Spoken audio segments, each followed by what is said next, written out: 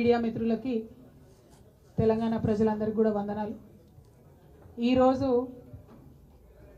రకరకాల అంశాలు మన ముందుకు వస్తూ ఉన్నాయి, వార్తాపత్రికలలో కథనాలు కూడా వస్తూ ఉన్నాయి। అందులో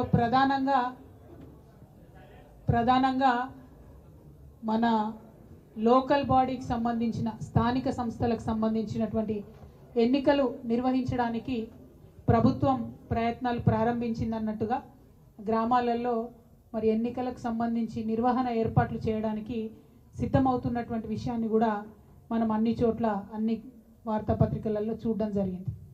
మరి వాళ్ళ స్థానిక సంస్థల ఎన్నికలు పెడుతుంది ప్రభుత్వం అంటే ప్రధానమైనటువంటి డిమాండ్గా ఉన్నటువంటి బీసీలకు సంబంధించిన అంశం ఏదైతే ఉందో దాన్ని స్పష్టత ఇవ్వకుండా కాంగ్రెస్ ప్రభుత్వం ముందుకెళ్ళడానికి వీల్లేదని చెప్పి ఇప్పటివరకు బీసీ సంఘాలకు సంబంధించినటువంటి ప్రతినిధులందరం కూడా కూర్చొని చర్చించడం జరిగింది। మరి కాంగ్రెస్ పార్టీ కామారెడ్డిలో డిక్లరేషన్ ఇచ్చింది, ఏమని? బీసీలకు సంబంధించినటువంటి అనేక అంశాలతో పాటు స్థానిక సంస్థల్లో 42% బీసీలకు రిజర్వేషన్ ఇస్తామని చెప్పడం జరిగింది। మరి 42% అనేటటువంటిది ఏ ప్రాతిపదికన కాంగ్రెస్ పార్టీ అనుకున్నదన్న విషయం ఇప్పటి వరకు స్పష్టత లేదు। మరి బీసీల జనాభా 42% అని లెక్క కట్టే కన్నా ముందే వాళ్ళకి ఎట్లా తెలిసిందన్నటువంటి విషయంలో స్పష్టత లేదు। ఆనాడు ఎన్నికలకు వెళ్ళేటటువంటి హడావుల్లో చాలా వాగ్దానాలు చేసినారు వాళ్ళు, అందులో ఇది కూడా ఒకటి వాళ్ళు చేయడం జరిగింది। ఇవాళ మరి 42% అంటే ప్రతి ఒక్కరం కూడా ఆలోచిస్తూ ఉంటే బీసీ జనాభా సగానికన్నా ఎక్కువ ఉందని రమారమే మనం చెప్తూ ఉంటాం। అంటే అది 50% కావచ్చు, 60% కావచ్చు, ఇంకా ఎక్కువ ఉండొచ్చు, ఎంత ఉన్నదన్నది ఎవరికి తెలియనటువంటి విషయం। కానీ 42% అని కాంగ్రెస్ పార్టీ ఎట్లా చెప్పింది అన్నది ఇప్పటివరకు ఎవరికి అంతుపట్టని విషయం। సరే చెప్తే చెప్పారు, కానీ మరి ఆ 42% కూడా ఇవ్వకుండా మీరు ఎన్నికలకు పోయే ప్రయత్నం చేస్తున్నారా? ఈ ప్రశ్న ఇవాళ అందరి మెదడులో కూడా ఉన్నటువంటి పరిస్థితి। మేము తెలంగాణ జాగృతి నుండి గత సంవత్సర కాలంగా బీసీలకు సంబంధించినటువంటి అనేక అంశాలను ముందుకు తీసుకొని వెళ్తూ ఉన్నాం। అసెంబ్లీలో పూలే విగ్రహాన్ని పెట్టాలనేటటువంటి డిమాండ్ని మేము తీసుకున్నాం। అదేవిధంగా 20,000 కోట్లు బీసీలకు బడ్జెట్ ఇస్తామని చెప్పారు, మరి 3 సార్లు అసెంబ్లీ జరిగింది, బీసీలకు మాత్రం 20,000 కోట్లు పెట్టలేదు। మరి ఇప్పుడు స్థానిక సంస్థలు దగ్గరికి వచ్చినాయి, 42% ఇస్తా అన్నది ఇవ్వకుండా ముందుకు వెళ్ళే ప్రయత్నం మాకు అర్థమవుతూ ఉన్నది। కాబట్టి ఇవాళ ప్రశ్నిస్తూ ఉన్నాం, మీరు ఎట్టి పరిస్థితుల్లో కూడా మీరు చెప్పినట్టుగా 42% ఇవ్వకుండా ముందుకు వెళ్ళే ప్రసక్తే లేదు, మిమ్మల్ని మేము వెళ్ళనీయం। ఎక్కడికక్కడ మండల కేంద్రాల్లో కావచ్చు, జిల్లాలలో కావచ్చు, అన్ని చోట్ల కూడా నిరసన ప్రదర్శనలు చేస్తాం।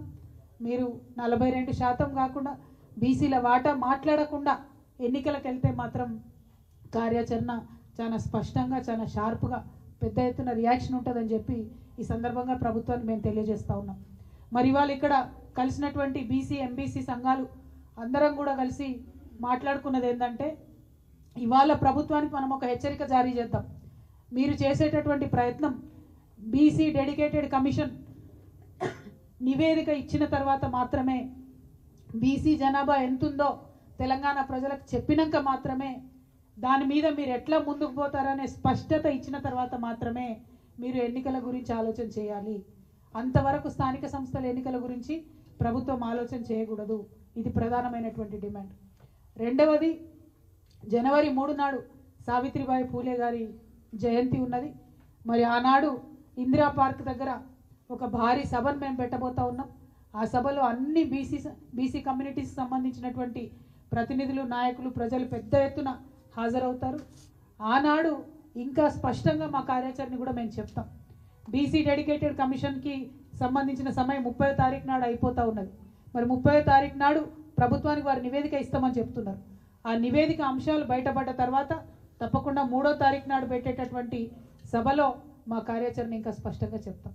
ఇవాళ భారతీయ జనతా పార్టీకి కూడా మేము డిమాండ్ చేస్తూ ఉన్నాం, మీరు జనాభా లెక్కలు చేపట్టబోతూ ఉన్నట్టుగా తెలుస్తూ ఉంది। ఈ జనాభా లెక్కల్లో ఖచ్చితంగా కులానికి సంబంధించిన కాలం ఉండాల్సిందే, కులగణన జరగాల్సిందే, ఇది మా డిమాండ్। దీనికి సంబంధించి కూడా అన్ని కమ్యూనిటీస్ ఏకకంఠంతో చెప్తున్నటువంటిది। ఇవాళ కొంచెం ఈ ప్రెస్ మీట్ ఫార్మాట్ మారుస్తూ ఉన్నాం, నేను మాట్లాడినాను, ప్రధానమైనటువంటి అంశాలు మా అందరిది ముక్త కంఠంతో కోరుకునే మేము చెప్పినాం। కానీ ఏ సంఘం ఆ సంఘం ఒక 30 సెకండ్స్ వాళ్ళ కమ్యూనిటీ పేరు చెప్తారు, వారి అంశం చెప్తారు. ఆ విషయాన్ని కొద్దిగా మన పత్రికా మిత్రులందరూ కూడా ఓపికతో వినవలసిందిగా నేను కోరుతూ